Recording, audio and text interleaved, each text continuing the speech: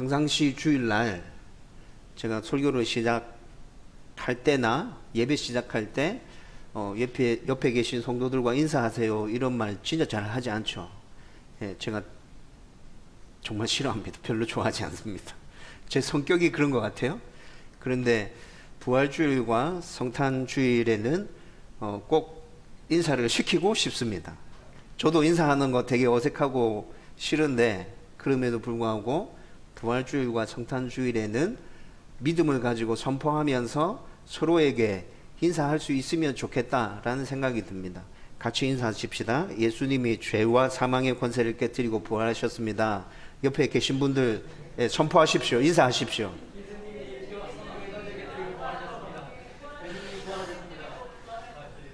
전성호 성도랑 김여진 집사님 억수로 어색합니다. 네. 한 번 더 인사하십시다. 예수님의 부활은 죄에 대한 완전한 승리이며 구원의 완성입니다. 인사하십시오. 완전한 승리이며 구원의 완성입니다. 네. 2020년 부활주일 날 오늘 우리가 읽었던 마가복음 16장 1절에서 14절까지의 말씀을 가지고 부활주일 설교를 했었습니다. 그때 똑같은 본문이었죠. 2020년 부활주일 날 설교할 때 제목은 흔들림 없는 부활 신앙이었습니다. 설교의 포인트는 부활은 과학적으로 증명해내거나 논리적으로 설명해내는 것보다 앞서서 믿음으로 받아들여야 할 사건이다. 이게 설교의 포인트였습니다. 여러분, 불신자들은 말할 것도 없고 성도들조차 하나님의 천지 창조와 예수님의 십자가 사건과 부활, 그리고 성경에 나타나는 여러 가지 기적들을 믿음으로 받아들이는 거 굉장히 어려워하죠. 그래서 창조나 노아 홍수나 부활과 관련해서 과학적으로 검증해내고자 하는 여러 시도들이 지금도 계속되고 있습니다. 여러 종류의 책들이 나와 있고요. 지금도 아마 곳곳에서 크리스천 과학자들이 이 일들을 쉬지 않고 계속 진행하고 있을 거예요.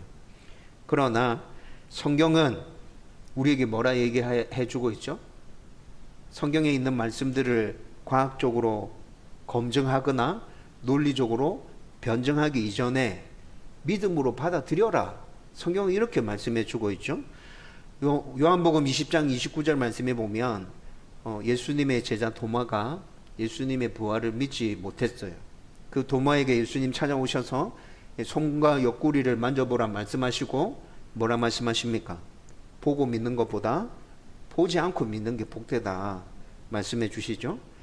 여러분, 로마서 4장 1절에서 5절 말씀 우리가 나누었던 말씀이에요. 로마서 4장 1절에서 5절 말씀은 아브라함이 좋은 믿음의 예로 등장하는데 하나님께서 아브라함의 믿음을 보시고 그 믿음을 그의 의로 여겨주셨다 말씀해 주셨죠.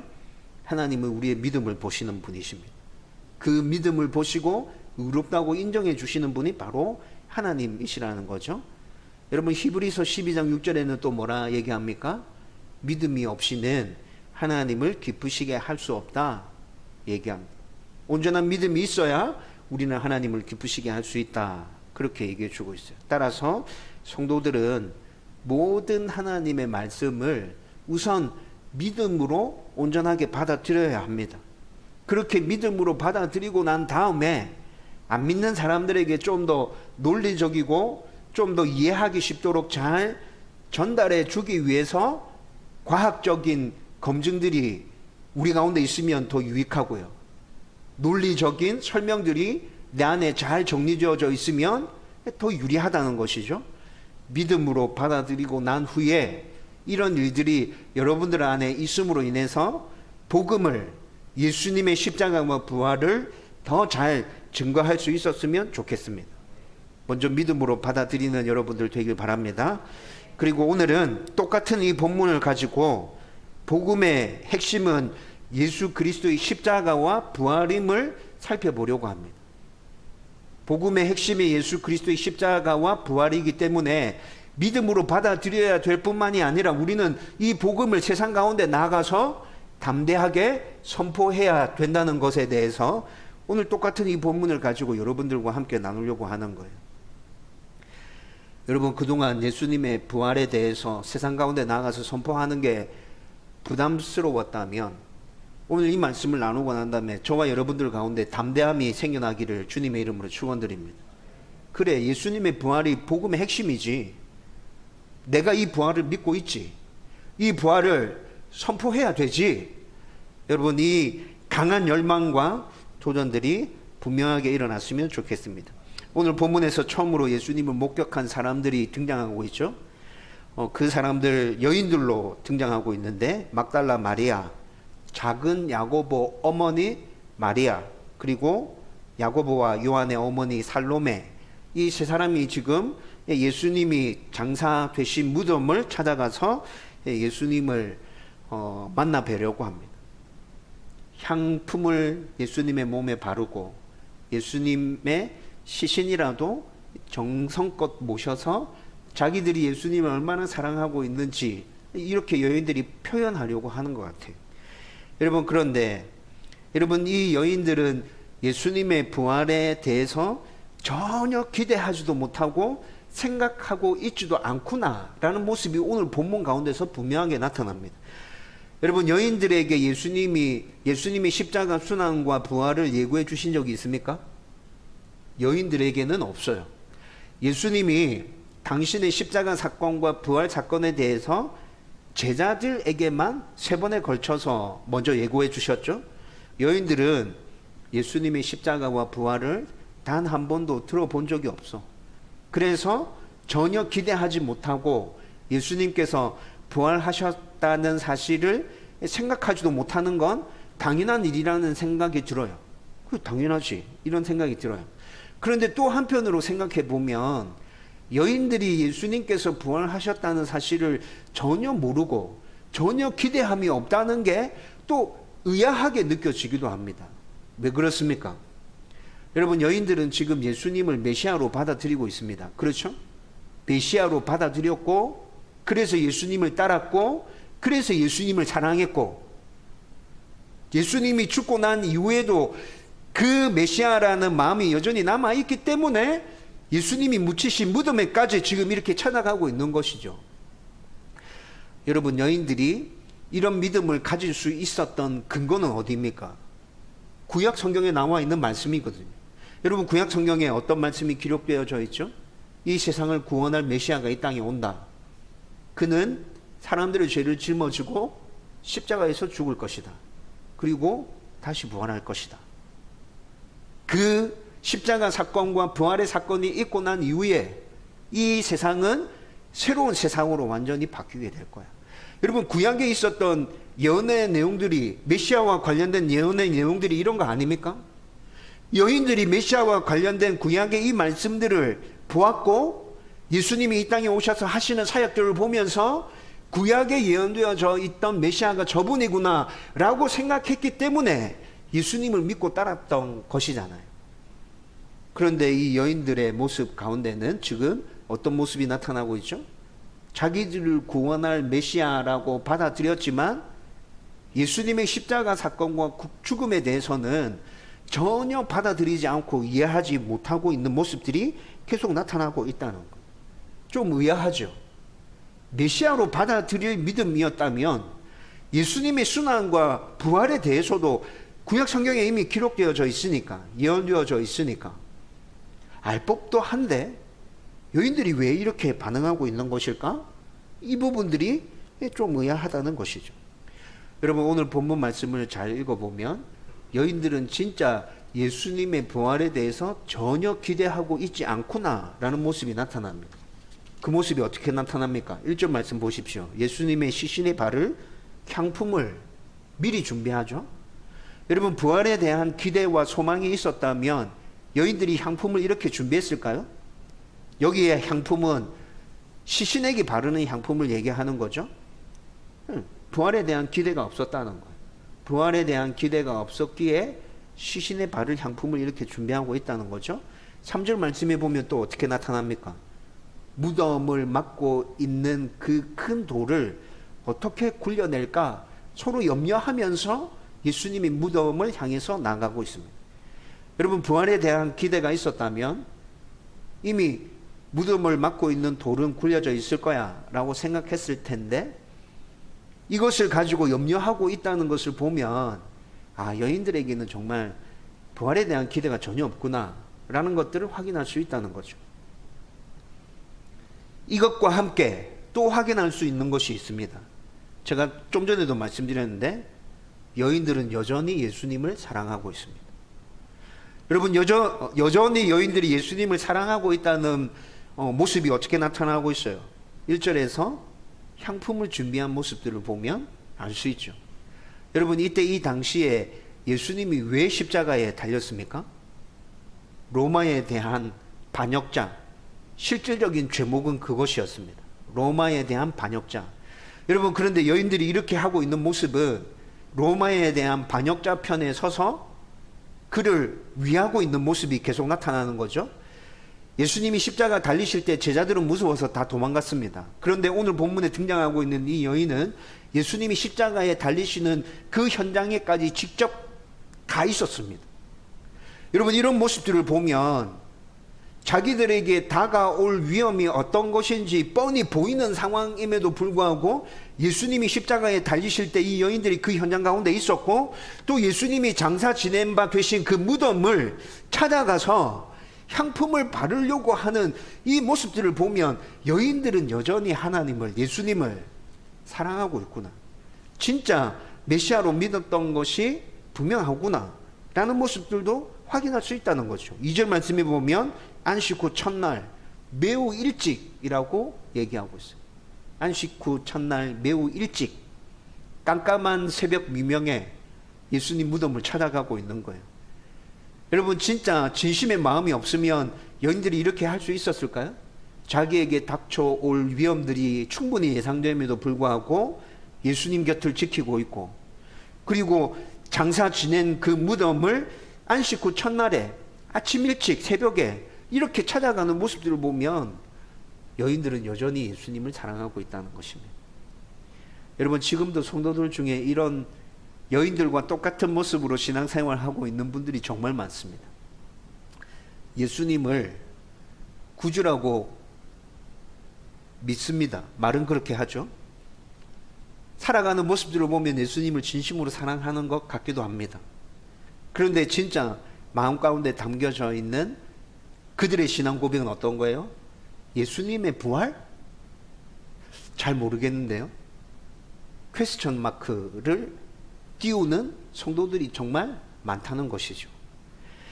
여러분, 그런데 이 여인들이 무덤에 도착했을 때 무덤 입구를 막고 있던 그 엄청나게 큰 돌이 굴려져 있는 것들을 발견하게 되죠. 그리고 여인들이 무덤 안에 있던 천사들을 만나고 그 천사들이 전해주는 이야기를 듣고 엄청나게 크게 놀라는 모습들이 오늘 본문 가운데 기록되어져 있습니다. 그리고 천사들이 그들에게 전해주는 말은 무엇입니까? 십자가에 못 박혀 돌아가신 예수님, 이 무덤에 장사되신 예수님은 이곳에 계시지 않다. 다시 살아나셨다. 부활하셨다. 제자들에게 가서 알려주라. 갈릴리에 가면 예수님이 예전에 말씀하셨던 것처럼 갈릴리에 가면 예수님 다시 만날 것이라고 제자들에게 알려주라고 천사들이 그렇게 얘기해 줍니다. 여러분, 이 본문의 말씀을 곰곰하게 묵상해 보십시오. 천사들이 여인에게 알려주라고 하는 이 메시지가 결국에는 복음의 핵심 메시지인 것이죠. 예수님께서 십자가에서 못 박혀서 돌아가셨고, 그렇게 돌아가신 예수님은 이곳에 계시지 않고 다시 살아나셨다. 제자들에게 가서 알려주라. 여러분, 천사들이 지금 여인에게 선포하고 있는 이 메시지가 복음의 핵심 메시지인 거잖아요. 여러분, 이 복음의 핵심 메시지를 오늘 본문 가운데서 잘 살펴보면 천사들을 통해서 선포되어지고 있습니다. 그리고 이 메시지를 들은 여인들이 제자들에게로 가서 똑같은 복음의 메시지를 제자들에게 또 선포해주고 있죠. 여러분, 막달라 마리아가 부활하신 예수님을 제일 처음 만났던 사람입니다. 그 막달라 마리아에 의해서 또다시 이 복음의 메시지는 제자들에게 선포되어지고 있고요. 엠마오로 내려가던 주 제자들을 통해서도 이 복음은 또다시 선포되어집니다. 최종적으로 예수님께서, 부활하신 예수님께서 믿지 못하는 제자들에게 다시 나타나셔서 똑같은 이 복음의 내용을 또 선포해 주시죠. 여러분, 오늘 우리가 읽었던 마가복음 16장 1절에서 14절까지 말씀 안에 이렇게 복음이 선포되어지는 모습들이 반복적으로 계속 나타나고 있다는 것입니다. 여러분, 이 부분을 좀 구체적으로 살펴봤으면 좋겠습니다. 먼저 8절 말씀해 보면 천사들의 말을 들은 여인들이 굉장히 충격에 휩싸여서 얼마 동안 정신을 차리지 못하고 있어요. 멍한 상태로 있습니다. 그런데 이 부분의 말씀은 요한복음 20장 1절에서 18절까지의 말씀을 읽어보면 더 자세하게 기록되어져 있습니다. 요한복음 20장 1절에서 18절까지 말씀을 참고로 해서 지금 오늘 본문 8절 가운데 여인의 모습들이 왜 이렇게 나타나고 있는지, 그 이후에 어떤 일이 일어났는지 좀 구체적으로 살펴보면, 여러분, 시간이 좀 지나고 난 다음에 충격이 휩싸여 있던 여인들이 이제 정신을 차립니다. 그리고 난 다음에 제자들이 모여 있던 곳으로 달려가서 예수님의 무덤이 비어 있다. 무덤을 막고 있던 큰 돌은 굴려졌고 그 안에 예수님의 시신이 없어 라는 사실을 먼저 제자들에게 알리죠. 이 소식을 전해 들은 제자들 중에 베드로와 요한이 일어나서 예수님의 무덤을 향해서 달려갑니다. 그리고 진짜 도착해 보니까 예수님의 무덤이 비어져 있는 것을 확인하게 되죠.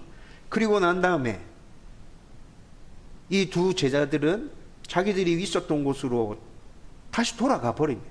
그냥 빈 무덤만 확인하고 다시 돌아가 버리고 막달라 마리아가 그 빈 무덤에 남아서 울고 있죠. 그때 예수님께서 막달라 마리아에게 찾아오십니다. 여러분, 예수님께서 마리아에게 찾아오셨을 때 처음에 마리아가 예수님인 줄 알아보지 못했어요. 요한복음 20장의 말씀을 읽어보면 그렇게 찾아와서 자기에게 말을 건네는 이가 동산지기인 줄 알았어요. 그래서 동산지기에게 하소연하죠.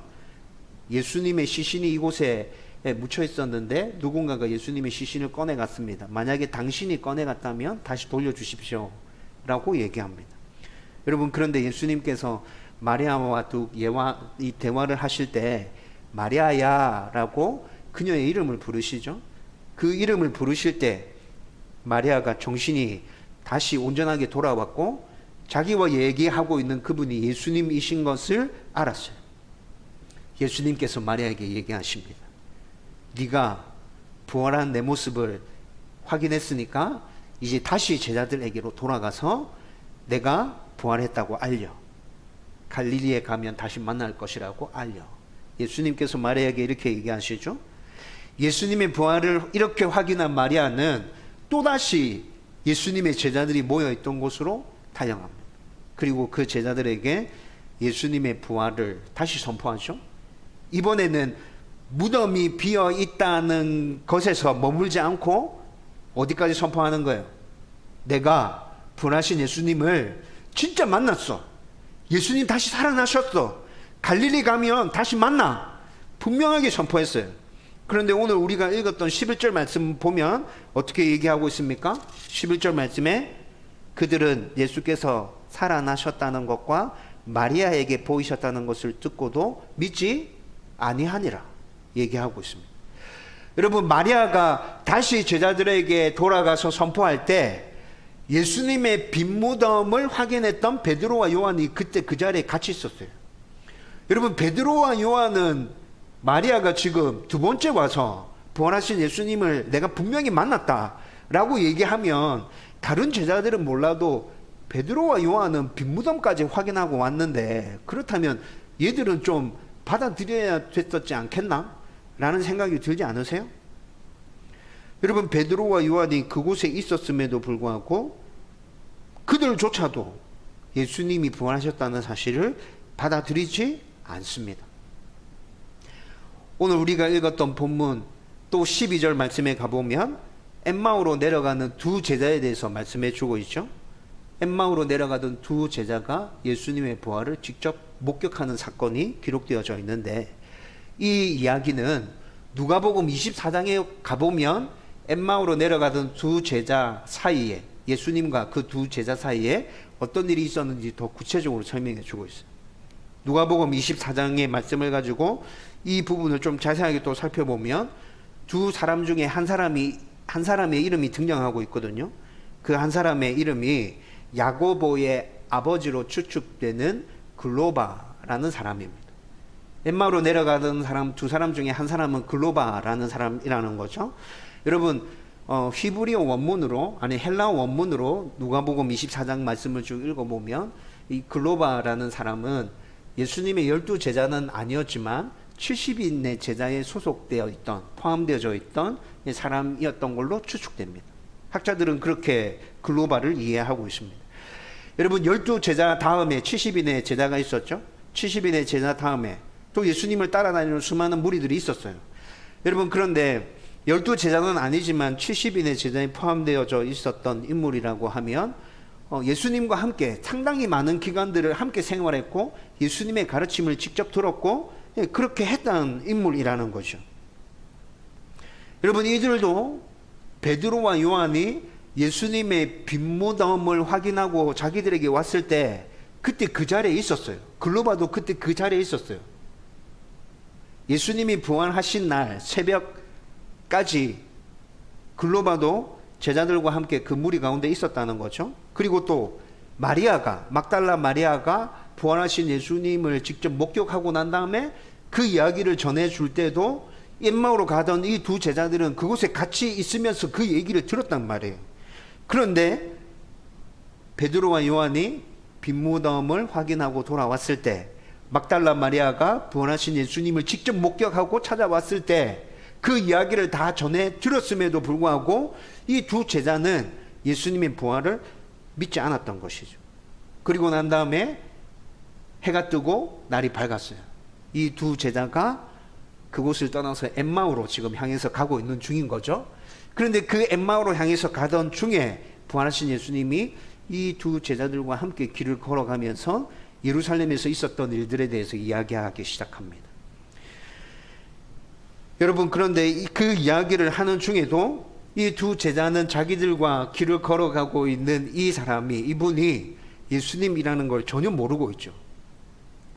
예수님께서 이 두 제자를 책망하십니다. 니네들은 예수님의 제자였지 않느냐.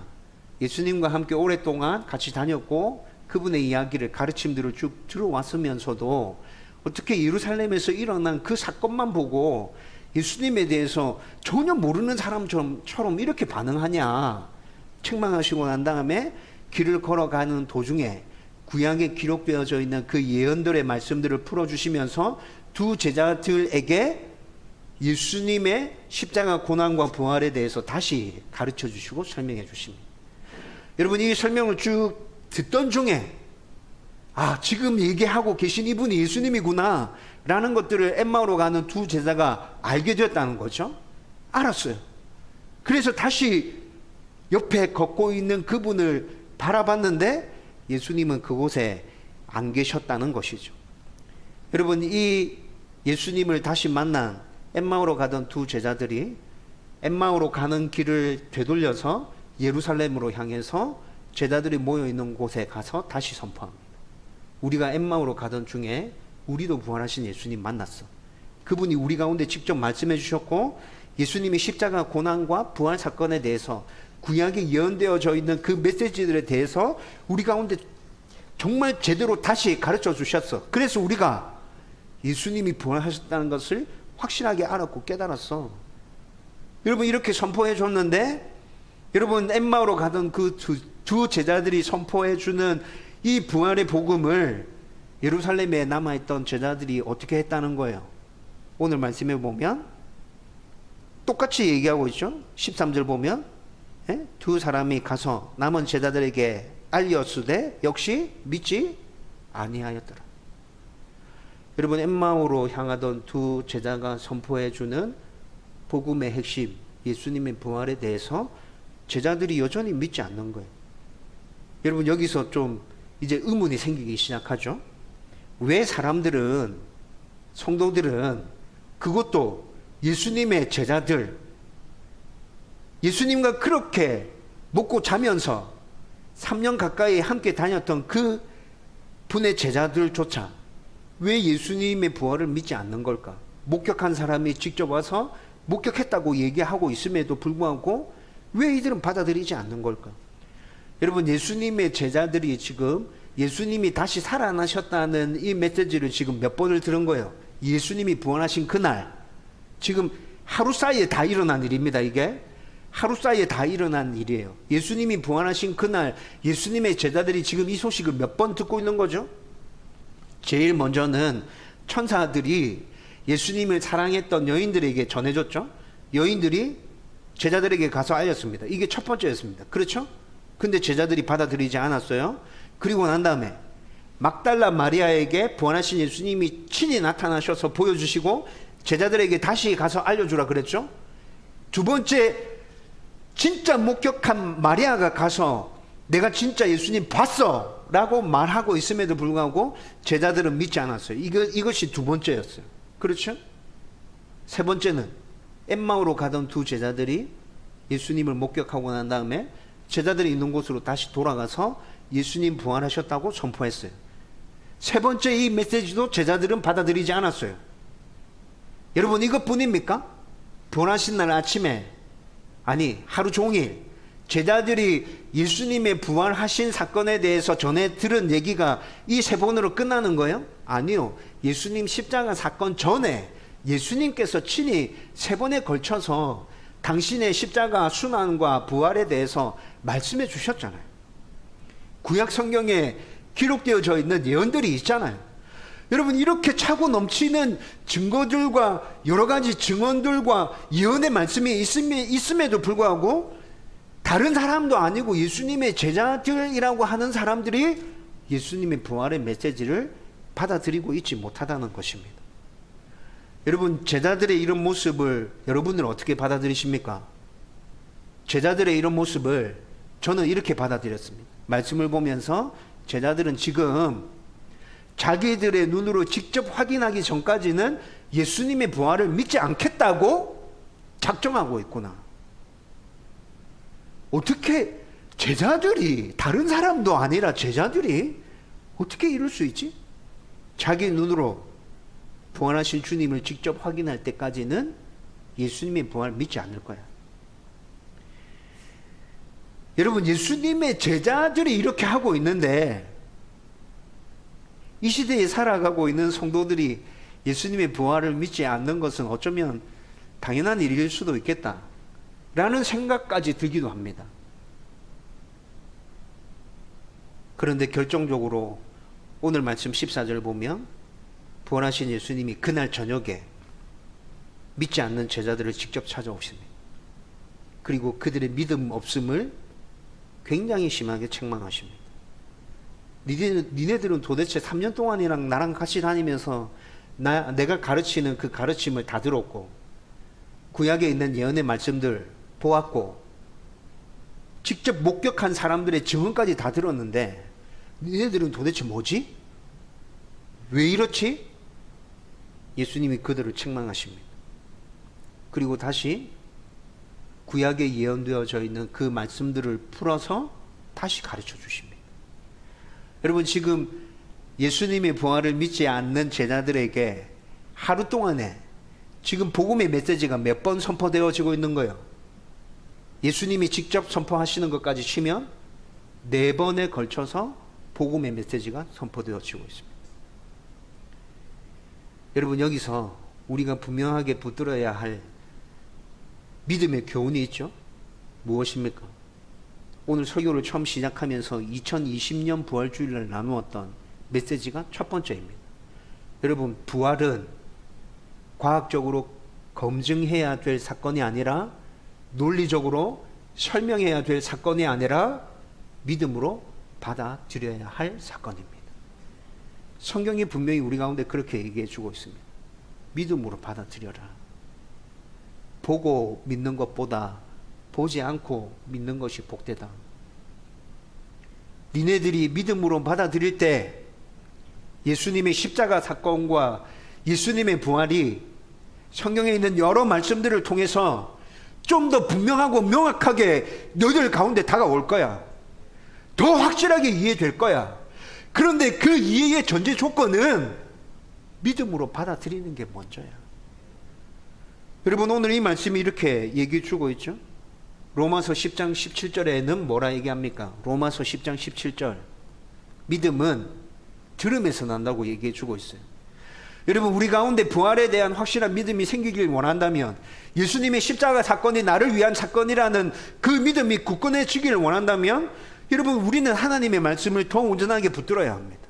말씀을 읽고 묵상하고 듣고 공부하고 암송하는 이 일을 포기하지 않고 끊임없이 해갈 때 부활에 대한 그 믿음이 우리 가운데 굳건하게 생겨나게 될 것입니다.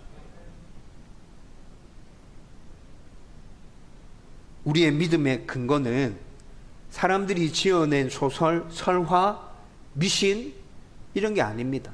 우리의 믿음의 근거는 어디에 있습니까? 하나님의 말씀에 있죠. 하나님의 말씀. 그분이 말씀해 주시는 그 이야기들이, 그 사건들이, 그 스토리들이 우리의 믿음의 근거가 된다고요. 이 말씀이 이해되지 않는다면, 그래서 우리는 다시 하나님의 말씀으로 돌아가야 된다는 것이죠.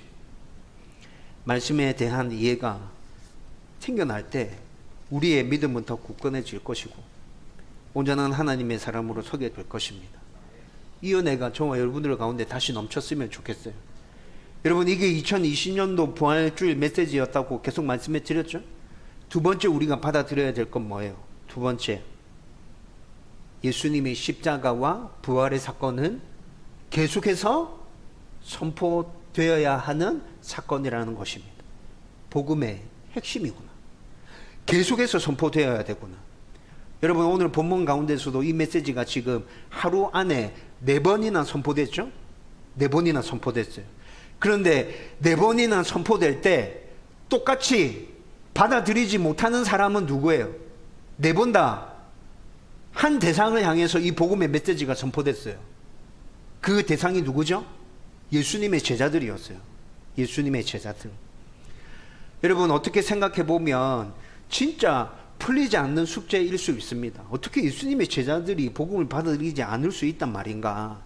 여러분, 그런데 그 제자들의 모습이 바로 저와 여러분들의 모습이라는 것입니다. 우리는 끊임없이 하나님의 말씀을 의심하잖아요. 상태가 좋을 때는 하나님의 말씀을 붙들고 좋은 신앙인처럼 살아가지만 힘들고 어려운 일들이 나의 가운데 몰려오면 여지없이 주저앉고 무너져 내리죠. 하나님에 대해서 퀘스천 마크를 던지면서 예수님의 십자가와 그 부활에 대해서 의심하면서 우리는 계속 뭔가를 다시 확인하려고 애를 쓰지 않습니까? 여러분, 이런 우리들에게 예수님의 십자가와 부활의 복음, 그 핵심 메시지는 반복되어서 계속 선포되어져야 합니다. 하루에 몇 번이라도 예수님의 십자가는 나를 구원해 주기 위한 십자가였어. 예수님의 부활은 나의 모든 죄를 완전하게 깨끗하게 해결해 주시기 위한 부활이었어. 여러분, 날마다 선포해야 된다는 거예요. 교회 안에 있는 성도들에게, 여러분들에게, 저에게 먼저 이 복음의 핵심 메시지가 계속 반복적으로 선포되어지면서 굳건한 믿음이 우리 가운데 일어날 때 세상 사람들을 향해서 우리는 동일한 메시지를 가지고 나아가서 그들에게 똑같이 얘기해 줘야 됩니다. 예수님이 우리를 위해서 대신 십자가에서 돌아가 주셨습니다. 죄의 문제를 완벽하게 해결하기 위해서 다시 죽음을 이기고 부활하셨습니다. 이걸 믿으면 우리는 하나님의 자녀로 다시 이 땅 가운데서 행복하게 살아갈 수 있습니다. 여러분, 이것이 복음의 정확한 메시지인 거잖아요. 저는 오늘 이 부활의 메시지를 함께 나누면서 저와 여러분들 안에 날마다 예수님의 십자가와 부활의 그 핵심 메시지들이 선포될 수 있었으면 좋겠어요. 그리고 우리를 넘어서 우리가 함께 생활하고 있는 자주 만나는 그 사람들에게 이 복음의 메시지가 흘러갈 수 있기를 주님의 이름으로 축원드립니다. 이제 이 말씀을 정리하려고 합니다. 여러분, 지금도 여전히 예수님의 십자가 사건과 부활의 사건이 믿어지지 않습니까? 여러분, 각자에게 진지하게 질문하셔야 됩니다. 예수님이 십자가 사건과 부활의 사건이 믿어지지 않는가? 내가 믿지 않고 있는가? 진지하게 질문하시고 조금이라도 그렇다는 생각이 든다면 다시 말씀으로 돌아가십시오. 다시 말씀으로 돌아가십시오. 여러분, 제가 성경을 계속 읽자고 얘기하는 이유가 그냥 괜히 그렇게 하는 게 아닙니다. 다시 말씀으로 돌아가십시오. 매일 하나님의 말씀을 묵상하라고 하는 이유가 그냥 괜히 그렇게 여러분들에게 말하고 있는 것이 아닙니다. 다시 말씀으로 돌아가십시오. 말씀을 붙들고 예수 그리스도의 십자가와 부활이 나를 위한 것임을 다시 확인하고 그 말씀 위에서 다시 일어서십시오. 어떤 분들은 예수님의 부활과 십자가 사건 확실하게 믿고 있음에도 불구하고 다른 사람들에게 선포하는 것이 괜히 부끄럽게 여겨지고 그렇게 하는 일에 대해서 주저함이 생기는 분들도 있을 겁니다. 여러분이 만약에 그렇다면 예수 믿는 사람으로서 나는 어떻게 살고 있는가에 대해서 자기 자신을 살펴보십시오. 믿음이 있음에도 불구하고 예수 믿는 사람답게 살지 못할 때 우리는 하나님을, 예수님을, 성령님을 자랑할 수 없게 됩니다. 내 모습이 그렇지 못하다는 걸 내가 너무 잘 알기 때문에 말을 못 꺼내는 거죠. 믿음이 있음에도 불구하고 주저함이 생긴다면 여러분들의 삶의 모습을 진짜 잘 살펴봐야 돼요. 회개하십시오. 내 삶을 다시 바르게 세울 것이라 결단하십시오. 하나님의 말씀을 붙들고 끊임없이 몸부림치겠노라고 작정하십시오. 그리고 포기하지 마십시오. 계속 그 일을 하다 보면 여러분들 가운데 더 굳건한 믿음이 생겨날 것이고 여러분들의 모습이 달라질 것이고 예수님에 대해서, 하나님에 대해서 얘기하는 것이 기쁨으로 다가오게 될 것입니다. 저와 여러분들의 삶이 이렇게 바뀌어져 갔으면 좋겠습니다.